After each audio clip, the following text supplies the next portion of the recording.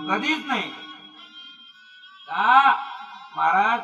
त्या बापाला किती वाईट वाटत असेल, ज्या मुलाकरता आपण एवढे कष्ट घेतले, तो मुलगा चार चौघामध्ये मागा आपल्याला बोलतो, किती वाईट वाटत असेल महाराज. अहो तोच आपला बाप ज्यावेळेस शेतामध्ये काम करायला जातो, ढोरं चारायला जातो, आपल्या जवळच जर चार पायाचा बैल, चार पायाचं जनावर शेजाऱ्याच्या बांधावरती गेलं तर बाप आपला तिथून बसून आवाज देतो, राजा माग हो. आणि तो चार पायाचा बैल माग होतो कोण?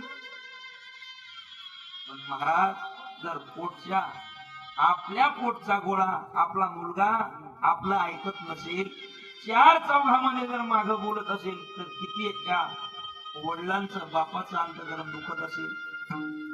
याचा विचार मुलांनी केला पाहिजे विचार. पण महाराज मुलं विचार करायला तयार नाही.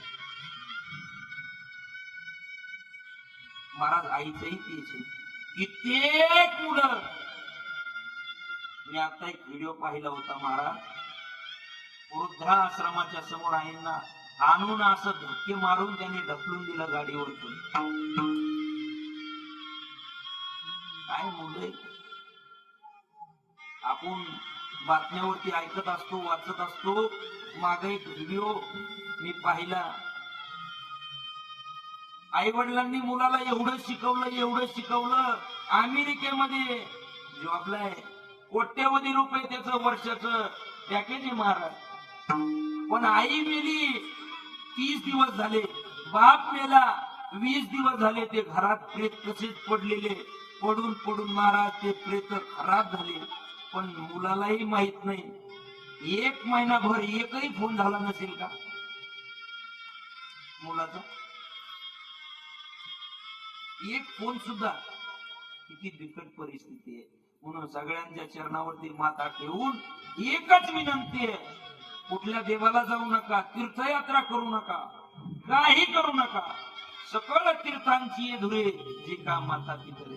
फक्त आपल्या आई वडिलांची सेवा करा. कुंडलिकाने काय केलं? फक्त आई वडिलांची सेवा केली. तो देव कुंडलिका करता 28 युगापासून उभा आहे महाराज. देवाची सेवा नाही केली, आई वडिलांची सेवा केली. एवढीच विनंती करतो, फक्त आई वडिलांना जपा. जर आई वडिलांना जपले, जीव लावला, दुसरं तुम्हाला काहीच करायचं काम नाही.